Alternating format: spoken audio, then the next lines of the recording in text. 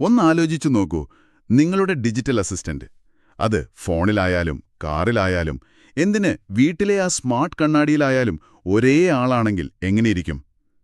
ഒരേ ഓർമ്മ, സംഭാഷണം നിർത്തിയെടുത്തുനിന്ന് തുടങ്ങാൻ പറ്റുന്നു, എല്ലായിടത്തും നിങ്ങളെ പിന്തുടരുന്ന ഒരു സഹായി. അപ്പം നമ്മൾ ഇന്ന് പരിശോധിക്കാൻ പോകുന്നത് ഈയൊരു ആശയമാണ്, openhuman.ai. ഇതിന് ഒറ്റവാക്കിൽ പറഞ്ഞാൽ ഡിജിറ്റൽ മനുഷ്യർക്കുള്ള ഒരു ആപ്പ് സ്റ്റോർ എന്ന് വിളിക്കാം. നമ്മുടെ കയ്യിലുള്ളത് ഇതിന്റെ വിശദമായ ഉൽപ്പന്ന വിവരണങ്ങളും കുറച്ച് ടെക്നിക്കൽ ഡോക്യുമെന്റ്സും പിന്നെ ചില ഗവേഷണ നിർദ്ദേശങ്ങളുമാണ്. അപ്പം നമ്മുടെ ഇന്നത്തെ മിഷൻ ഇതാണ്. ഇതൊരു സാധാരണ ചാറ്റ്ബോട്ടിന്റെ പുതിയ പതിപ്പ് മാത്രമാണോ?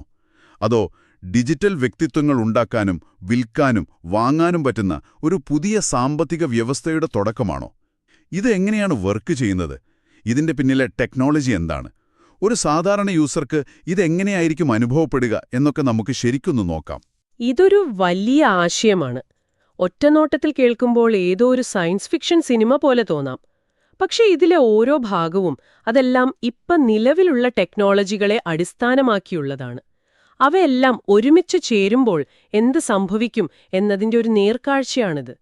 ഈ രേഖകൾ പ്രകാരം ഡിജിറ്റൽ മനുഷ്യരെ നിർമ്മിക്കാനും വിൽക്കാനും വാങ്ങാനും ഉപയോഗിക്കാനും പറ്റുന്ന ഒരു സമ്പൂർണ്ണ ആവാസവ്യവസ്ഥ, അതായത് ഒരു ഇക്കോസിസ്റ്റം, അതാണ് openhuman.ai ലക്ഷ്യമിടുന്നത്.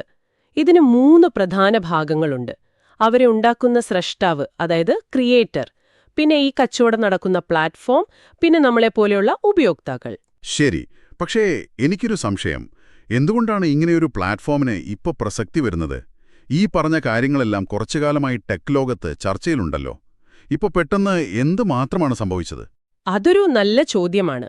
ഈ ഡോക്യുമെന്റേഷനിൽ അതിനെ വിശേഷിപ്പിക്കുന്നത് ഒരു സാങ്കേതിക സംഗമം അഥവാ ടെക്നോളജി കൺവെർജൻസ് എന്നാണ്. അതായത് ഒരു ഡിജിറ്റൽ മനുഷ്യന് വേണ്ട പ്രധാനപ്പെട്ട 3 ഘടകങ്ങൾ ഒരേ സമയം പാകമായി വന്നു. ഒന്നാമത്തേത് തലച്ചോർ, ദ ബ്രെയിൻ. LLMs. അതെ, ChatGPT, ജെമിനായി പോലുള്ള വലിയ ഭാഷാമാതൃകകൾ. അവർ സംഭാഷണങ്ങളിലെ ആ ഒരു ബുദ്ധിയുടെ പ്രശ്നം ഏതാണ്ട് പൂർണ്ണമായി പരിഹരിച്ചു എന്ന് തന്നെ പറയാം. അത് ശരിയാണ്. ഇപ്പൊ അവരോട് സംസാരിക്കുമ്പോ മറുപടി പറയാൻ അറിയാത്തൊരു യന്ത്രമാണെന്ന് തോന്നാറേയില്ല. കറക്റ്റ്. രണ്ടാമത്തേത് ശബ്ദം, ദ വോയിസ്. 11 ലാബ്സ് പോലുള്ള ടെക്സ്റ്റ് ടു സ്പീച്ച് സിസ്റ്റങ്ങൾ വളരെ പോപ്പുലറാണ്.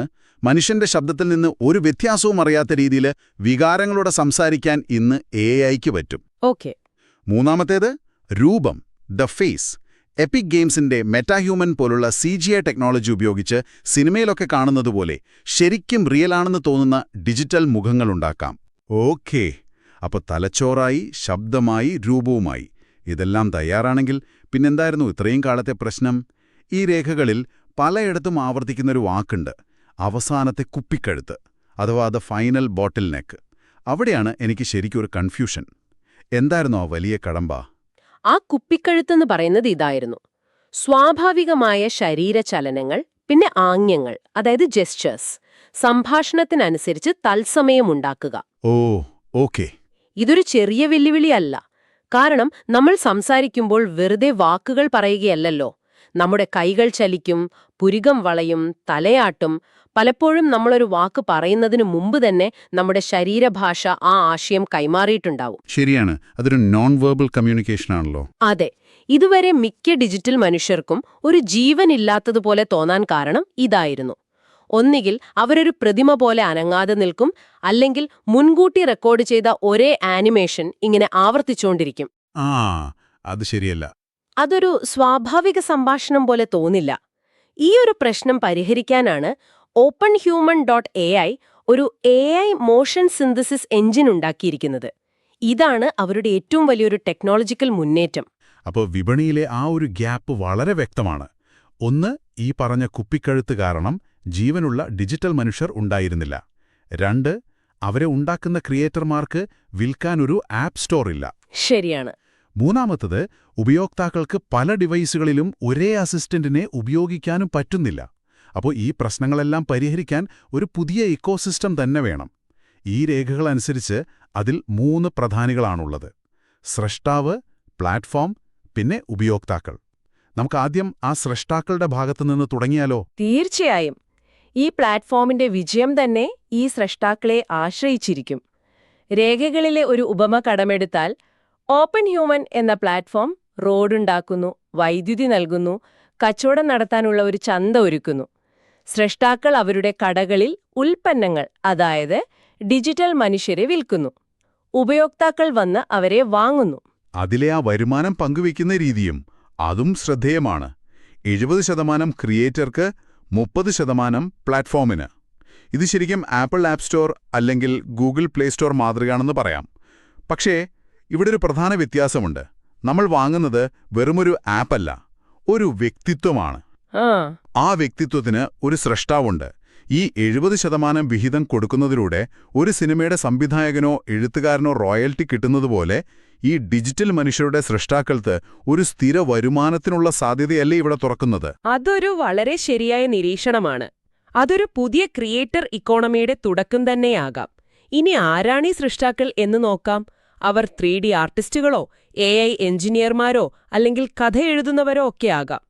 അവർ പ്രധാനമായും 3 കാര്യങ്ങളാണ് ഒരു ഡിജിറ്റൽ മനുഷ്യനു വേണ്ടി നൽകേണ്ടത്.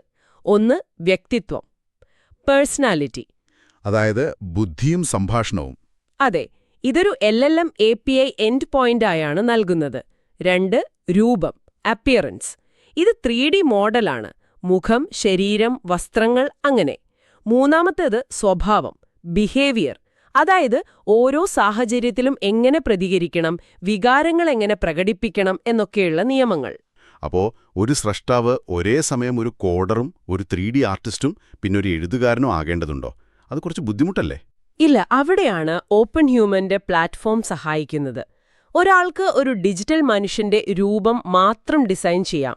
മറ്റൊരാൾക്ക് അതിന്റെ സംസാരവും വ്യക്തിത്വവും നൽകാം. എന്നിട്ട് അവർക്ക് ഒരുമിച്ച് ചേർന്ന് ഒരു പൂർണ്ണ ഡിജിറ്റൽ മനുഷ്യനെ മാർക്കറ്റിലിറക്കാം. ഓക്കെ, കൊളാബറേഷൻ സാധ്യമാണ്. അതെ. മാത്രമല്ല, ഇതൊക്കെ നിർമ്മിക്കാൻ സാധാരണക്കാരെ സഹായിക്കാൻ ഒരുപാട് ടൂളുകൾ ഓപ്പൺ ഹ്യൂമൻ സൗജന്യമായി നൽകുന്നുണ്ട്. അതെ, അതിലൊന്നാണ് ക്രിയേറ്റർ സ്റ്റുഡിയോ. വെബ് ബ്രൗസറിൽ തന്നെ പ്രവർത്തിക്കുന്ന ഒരു 3D എഡിറ്ററാണിത്. തുടക്കക്കാർക്ക് ഉപയോഗിക്കാൻ റെഡിമെയ്ഡായിട്ടുള്ള സ്ത്രീ, പുരുഷൻ, ന്യൂട്രൽ 3D മോഡലുകളും അവർ നൽകുന്നുണ്ട്. ഈ മോഡലുകൾക്ക് 100-ലധികം അസ്ഥികളുള്ള ഒരു സ്കെലിറ്റനും പിന്നെ മുഖഭാവങ്ങൾക്കായി 52 AR കിറ്റ് ബ്ലെൻഡ് ഷേപ്പുകളുമുണ്ട്. ഒരു നിമിഷം, ആ AR കിറ്റ് ബ്ലെൻഡ് ഷേപ്പുകൾ എന്നൊന്ന് ലളിതമായിട്ട് പറയാമോ? അത് കേട്ടിട്ട് കുറച്ച് ടെക്നിക്കലായി തോന്നുന്നു. പറയാം. ലളിതമായി പറഞ്ഞാൽ, നമ്മുടെ മുഖത്തെ പേശികൾ ചുളിച്ചും വികസിപ്പിച്ചുമല്ലേ നമ്മൾ സന്തോഷം, ദുഃഖം, ദേഷ്യം പോലുള്ള വികാരങ്ങൾ പ്രകടിപ്പിക്കുന്നത്? അതെ. അതുപോലെ ഡിജിറ്റൽ മുഖങ്ങൾക്ക് കൃത്യമായ ഭാവങ്ങൾ നൽകാനുള്ള 52 പ്രധാന പോയിന്റുകളാണിത്. പുരികമുയർത്തുന്നത്, കണ്ണ് ചിമ്മുന്നത്, ചുണ്ടുകൾ ഒരു പ്രത്യേക രീതിയിൽ വളയ്ക്കുന്നത്, ഇതെല്ലാം ഈ ബ്ലെൻഡ് ഷേപ്പുകൾ കൺട്രോൾ ചെയ്യും. അതുകൊണ്ടാണ് അവരുടെ ചിരിയും നോട്ടവുമൊക്കെ ജീവനുള്ളതുപോലെ സ്വാഭാവികമായി നമുക്ക് തോന്നുന്നത്. വളരെ വ്യക്തമായി. അപ്പോ സ്രഷ്ടാക്കൾക്ക് ഈ ടൂളുകൾ ഉപയോഗിച്ച് വളരെ ഡീറ്റെയിൽഡ് ആയിട്ടുള്ള മുഖഭാവങ്ങൾ ഉണ്ടാക്കാൻ പറ്റും. അതെ, അതിലൊരു ടൂൾ എടുത്തു തന്നെ പറയണം, ZRAP RDS. നിങ്ങൾക്കിഷ്ടമുള്ള ഒരാളുടെ മുഖത്തിന്റെ ഫോട്ടോയോ 3D സ്കാനോ ഉണ്ടെങ്കിൽ അത് ഈ അടിസ്ഥാന മോഡലുകളിലേക്ക് എളുപ്പത്തിൽ ചേർക്കാൻ ഈ ടൂൾ സഹായിക്കും. തിയററ്റിക്കലി പറഞ്ഞാൽ, എനിക്ക് വേണമെങ്കിൽ എൻ്റെ സ്വന്തം മുഖത്തിന്റെ ഒരു സ്കാൻ ഉപയോഗിച്ച് ഒരു ഡിജിറ്റൽ രൂപമുണ്ടാക്കാം. എന്നിട്ട് അതിനോടെൻ്റെ മീറ്റിംഗുകൾ അറ്റൻഡ് ചെയ്യാൻ പറയാം. അതൊരു നല്ല ആശയമാണ്. ചുരുക്കത്തിൽ, ക്രിയേറ്റർമാർക്ക് വേണ്ട എല്ലാവിധ സഹായങ്ങളും ടൂളുകളും പ്ലാറ്റ്ഫോം തന്നെ നൽകുന്നുണ്ട്. അവർക്ക് അവരുടെ ക്രിയേറ്റിവിറ്റിയിൽ മാത്രം ഫോക്കസ് ചെയ്താൽ മതി. ഓക്കെ, അപ്പോൾ ക്രിയേറ്റർമാർക്ക് വേണ്ട എല്ലാ സൗകര്യങ്ങളും ഉണ്ട്. പക്ഷേ ഇതൊക്കെ പ്രവർത്തിപ്പിക്കുന്ന ആ എഞ്ചിൻ, അതായത് പ്ലാറ്റ്ഫോം, അതെങ്ങനെയാണ് ഈ മാജിക് സാധ്യമാക്കുന്നത്? അതാണ് എനിക്ക് അറിയേണ്ടത്. പ്ലാറ്റ്ഫോമിന് പ്രധാനമായും 2 ഭാഗങ്ങളുണ്ട്. ഒന്ന്, ആപ്പ് സ്റ്റോർ പോലെയുള്ള മാർക്കറ്റ് പ്ലേസ്. അവിടെ ഡിജിറ്റൽ മനുഷ്യരെ തിരയാനും ഡെമോ നോക്കാനും റേറ്റിംഗ് വായിക്കാനും വാങ്ങാനുമൊക്കെ പറ്റും. എന്നാൽ ഏറ്റവും പ്രധാനപ്പെട്ട ഭാഗം രണ്ടാമത്തേതാണ്, റൺ ടൈം സിസ്റ്റം. ഇവിടെയാണ് ഓപ്പൺ ഹ്യൂമന്റെ ഏറ്റവും വലിയ 2 സവിശേഷതകൾ വരുന്നത്. ഒന്നാമത്തേത്, നമ്മൾ നേരത്തെ സംസാരിച്ച AI മോഷൻ സിന്തസിസ് എഞ്ചിൻ. ആ കുപ്പികെടുത്ത് പരിഹരിക്കുന്ന ടെക്നോളജി. അതെ, ഇത് ടെക്സ്റ്റ്, ഓഡിയോ, ഇമോഷൻ എന്നിവയെ അടിസ്ഥാനമാക്കി AI സ്വാഭാവികമായ ആംഗ്യങ്ങൾ തത്സമയമുണ്ടാക്കുന്നു. അതായത് ഇതൊരു പ്രീ റെക്കോർഡഡ് ആനിമേഷൻ അല്ല. ആ നിമിഷം ആ സംഭാഷണത്തിന് അനുയോജ്യമായ ചലനങ്ങൾ AI ഉണ്ടാക്കുകയാണ്. ഈ രേഖകൾ പറയുന്നതനുസരിച്ച് 1 സെക്കൻഡിൽ 60 ഫ്രെയിംസ് വേഗതയിൽ 50 മില്ലി സെക്കൻഡിൽ താഴെ ലേറ്റൻസിയിൽ ഇത് സാധ്യമാകുമെന്നാണ്. 50 മില്ലി സെക്കൻഡോ? അതെ. ചുരുക്കി പറഞ്ഞാൽ ഒരു സംസാരത്തിന് മറുപടി പറയാൻ എടുക്കുന്നതിനേക്കാൾ കുറഞ്ഞ സമയം കൊണ്ട് യാതൊരു ലാഗുമില്ലാതെ ഈ ഡിജിറ്റൽ മനുഷ്യൻ നമ്മളോട് കൈകൾ കൊണ്ടും മുഖം കൊണ്ടും സംസാരിക്കും. റിയൽ ടൈം ഇന്ററാക്ഷൻ എന്ന് പറയുന്നത് ഇതാണ്. രണ്ടാമത്തെ സവിശേഷതയാണ് ഒരു യൂസർ എന്ന നിലയിൽ എനിക്ക് ഏറ്റവും അട്രാക്റ്റീവായിട്ട് തോന്നിയത്. അതാണ് സന്ദർഭ സമന്വയം, അതായത് കോണ്ടെക്സ്റ്റ് സിങ്ക്രൊണൈസേഷൻ സിസ്റ്റം. അതെ, ഒരു പക്ഷേ ഇതാണ് ഈ പ്ലാറ്റ്ഫോമിന്റെ കില്ലർ ഫീച്ചർ. എല്ലാ ഡിവൈസുകളിലും ഒരേ ഓർമ്മയും സംഭാഷണ തുടർച്ചയും നിലനിർത്തുന്ന സംവിധാനമാണിത്. നിങ്ങളുടെ ഫോണിൽ സംസാരിച്ചു നിർത്തിയ ഒരു കാര്യം പിന്നീട് കാറിൽ കയറുമ്പോൾ അവിടെ നിന്ന് തുടരാൻ സാധിക്കുന്നത് ഇതുകൊണ്ടാണ്. 100 മില്ലി സെക്കൻഡിൽ താഴെ വേഗതയിൽ ഇത് ഡാറ്റ സിങ്ക് ചെയ്യുമെന്ന് രേഖകൾ അവകാശപ്പെടുന്നു. ഒരു നിമിഷം, 100 മില്ലി സെക്കൻഡ് എന്ന് പറയുമ്പോൾ കേൾക്കാൻ കൊള്ളാം. പക്ഷെ നമ്മുടെ നാട്ടിലെ നെറ്റ്വർക്ക് അവസ്ഥ വെച്ച് ഇത് പ്രായോഗികമാണോ? ഞാൻ വീട്ടിലെ വൈഫൈയിൽ നിന്ന് കാറിലെ 4Gയിലേക്ക് മാറുമ്പോൾ തന്നെ പലപ്പോഴും കണക്ഷൻ ഡ്രോപ്പ് ആവാറുണ്ട്. അപ്പോൾ ഈ പറയുന്ന സീംലെസ് ട്രാൻസിഷൻ ശരിക്കും നടക്കുമോ? അതൊരു വളരെ പ്രധാനപ്പെട്ട ചോദ്യമാണ്. ഈ രേഖകളിൽ അതിന് നേരിട്ടുള്ളൊരു മറുപടിയില്ല. പക്ഷേ ഇത്തരം സിസ്റ്റങ്ങൾ സാധാരണയായി പ്രവർത്തിക്കുന്നത് പ്രെഡിക്റ്റീവ് കാഷിംഗ്, ഗ്രേസ്ഫുൾ ഡീഗ്രഡേഷൻ പോലുള്ള ടെക്നിക്കുകൾ ഉപയോഗിച്ചാണ്. അതായത് നെറ്റ്വർക്ക് മോശമാകുമ്പോൾ ചിലപ്പോൾ ആംഗ്യങ്ങളുടെ ക്വാളിറ്റി കുറയാം, അല്ലെങ്കിൽ സംഭാഷണത്തിൽ ചെറിയൊരു താമസം വരാം. പക്ഷേ സംഭാഷണത്തിന്റെ തുടർച്ചയോ ഓർമ്മയോ നഷ്ടപ്പെടില്ല. ഓക്കേ, മനസ്സിലായി. ഇതൊരു വലിയ എഞ്ചിനീയറിംഗ് വെല്ലുവിളിയാണ്. പക്ഷേ അവരുടെ മുഴുവൻ ആശയത്തിന്റെയും അടിത്തറ ഈ സിങ്ക്രൊണൈസേഷനാണ്. ശരി. അപ്പോൾ ഈ സിങ്ക് ചെയ്യുന്ന സന്ദർഭം അഥവാ കോണ്ടെക്സ്റ്റ് എന്നതുകൊണ്ട് എന്താണ് അവർ കൃത്യമായി ഉദ്ദേശിക്കുന്നത്? എന്തൊക്കെ വിവരങ്ങളാണ് ഒരു ഡിവൈസിൽ നിന്ന് മറ്റൊന്നിലേക്ക് പോകുന്നത്? ആ കോണ്ടെക്സ്റ്റിന് പ്രധാനമായും 4 ഭാഗങ്ങളുണ്ട്. 1. നിങ്ങളുടെ യൂസർ പ്രൊഫൈൽ, പേര്, ഇഷ്ടങ്ങൾ, ശീലങ്ങൾ. 2. സംഭാഷണ ഓർമ്മ, അവസാനത്തെ 100 സംഭാഷണങ്ങളും അതിന്റെ ഒരു സമ്മറിയും. 3. ചുറ്റുപാട്, എൻവയോൺമെന്റ്, അതായത് ഇപ്പോഴത്തെ സമയം, കാലാവസ്ഥ, നിങ്ങൾ എവിടെയാണ് നിൽക്കുന്നത് എന്നൊക്കെയുള്ള വിവരങ്ങൾ. Location data. അതെ. 4. അവസ്ഥ, സ്റ്റേറ്റ്, നിങ്ങളുടെ ഇപ്പോഴത്തെ മാനസികാവസ്ഥ, നിങ്ങൾ ഉപയോഗിക്കുന്ന ഉപകരണം, നിങ്ങളുടെ പ്രൈവസി സ്റ്റാറ്റസ്. ഇപ്പൊ നിങ്ങളൊരു പൊതുസ്ഥലത്താണോ അതോ വീട്ടിലാണോ, അതെല്ലാം ഇതിൽ വരും. ഈ വിവരങ്ങളെല്ലാം ചേർത്താണ് ഡിജിറ്റൽ മനുഷ്യൻ ഓരോ നിമിഷവും നിങ്ങളോട് പെരുമാറുന്നത്. ഇതെല്ലാം കൂടി കേൾക്കുമ്പോൾ നമുക്കിതൊന്ന് പ്രായോഗികമായി ചിന്തിച്ചു നോക്കാം. ഈ രേഖകളിൽ എയ്മി എന്ന ഒരു ഡിജിറ്റൽ അസിസ്റ്റന്റിനൊപ്പമുള്ള ഒരു ദിവസത്തെക്കുറിച്ച് പറയുന്നുണ്ടല്ലോ. വെറുതെ ലിസ്റ്റ് ചെയ്യുന്നതിനു പകരം നമുക്ക് ആ ദിവസം ഒന്ന് ജീവിച്ചു നോക്കിയാലോ? രാവിലെ ഞാൻ എഴുന്നേൽക്കുമ്പോൾ എന്ത് സംഭവിക്കും? നല്ല ആശയം. അപ്പോ നിങ്ങൾ രാവിലെ 7 മണിക്ക് എഴുന്നേൽക്കുന്നു. നിങ്ങളുടെ ബാത്റൂമിലെ സ്മാർട്ട് മിററിൽ ഐമി പ്രത്യക്ഷപ്പെടുന്നു. അവൾ സുപ്രഭാതം പറയുന്നു. എന്നിട്ട് കഴിഞ്ഞ ദിവസം നിങ്ങൾ ആരോഗ്യകരമായ ഭക്ഷണം കഴിക്കുന്നതിനെക്കുറിച്ച് സംസാരിച്ചത് ഓർമ്മിപ്പിച്ച് ഒരു ബ്രേക്ക്ഫാസ്റ്റ് നിർദ്ദേശിക്കുന്നു. അതോടൊപ്പം നിങ്ങളുടെ ലാപ്ടോപ്പിൽ 9 മണിക്കുള്ള മീറ്റിംഗിനെക്കുറിച്ചും ഓർമ്മിപ്പിക്കുന്നു. ഓക്കെ, സംഭാഷണം ഓർമ്മയുണ്ട്. ഇനി ഞാൻ കാറിൽ കയറി ഓഫീസിലേക്ക് പോകുന്നു. നിങ്ങൾ കാർ സ്റ്റാർട്ട് ചെയ്യുമ്പോൾ ഡാഷ്ബോർഡിലെ ആൻഡ്രോയിഡ് ഓട്ടോമോട്ടീവ് ഡിസ്പ്ലേയിൽ ഐമി വരുന്നു. അവൾ പുതിയതായി ഹലോ പറയുന്നില്ല. സംഭാഷണം തുടരുകയാണോ? അതെ, രാവിലെ തുടങ്ങിയ സംഭാഷണം തുടരുകയാണ്.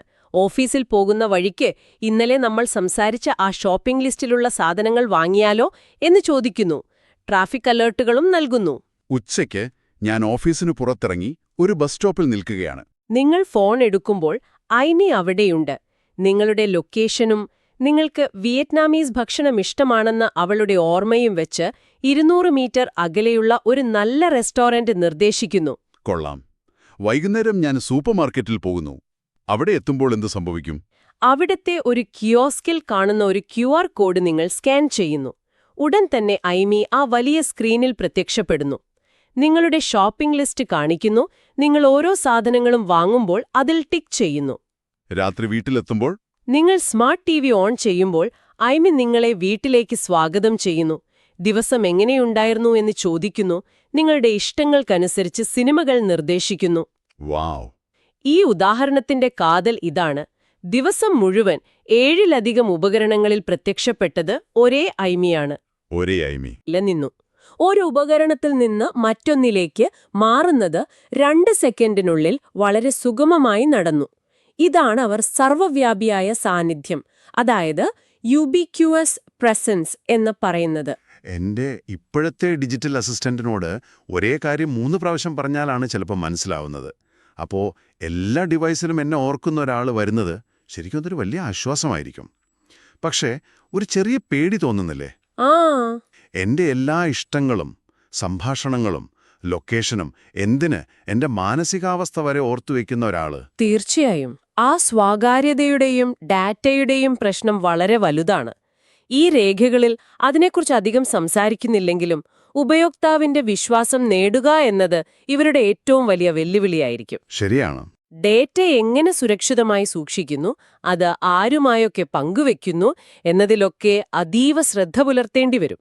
സൗകര്യത്തിനായി നമ്മൾ എത്രത്തോളം സ്വകാര്യത വിട്ടുകൊടുക്കാൻ തയ്യാറാകുമെന്നത് ഓരോ ഉപയോക്താവും ചിന്തിക്കേണ്ടി വരും. അപ്പോൾ നമ്മൾ ഇന്ന് കണ്ടത് OpenHuman.ai എങ്ങനെയാണ് ഡിജിറ്റൽ മനുഷ്യരെ ഒരു സാധാരണ ചാറ്റ്ബോട്ടിൽ നിന്നോ അവതാറിൽ നിന്നോ വ്യത്യസ്തമായി ഒരു സമ്പൂർണ്ണ സാമ്പത്തിക ആവാസ വ്യവസ്ഥയാക്കി മാറ്റാൻ ശ്രമിക്കുന്നതെന്നാണ്. ക്രിയേറ്റർമാർക്ക് നിർമ്മിച്ചു വിൽക്കാനും ഉപയോക്താക്കൾക്ക് വാങ്ങി എല്ലായിടത്തും ഉപയോഗിക്കാനും സാധിക്കുന്ന ഒരു തുറന്ന മാർക്കറ്റ് പ്ലേസ്. അതെ, ടെക്നോളജിയും ക്രിയേറ്റർ ഇക്കോണമിയും ഉപയോക്തൃ അനുഭവവും ഒരുമിച്ച് കൊണ്ടുവരുന്ന ഒരു വലിയ ശ്രമമാണിത്. ഈ ചർച്ച അവസാനിപ്പിക്കുമ്പോൾ നിങ്ങൾക്കായൊരു ചിന്ത നൽകാം.